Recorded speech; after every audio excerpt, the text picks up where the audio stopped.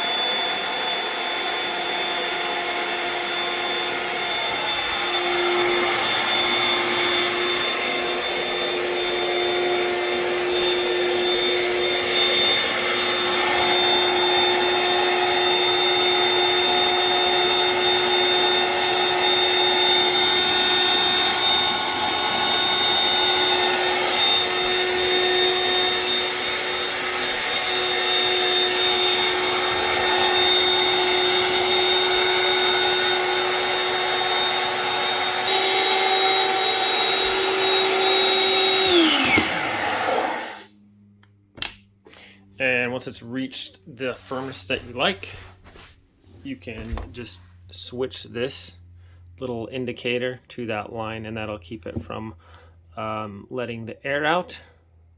So if you need to pump this up without, if you don't have electricity, here's the thing for it right here. Just pop that out and use a pump. But super handy, and in the cord you can just tuck it right back up inside here, and it holds it all out of the way.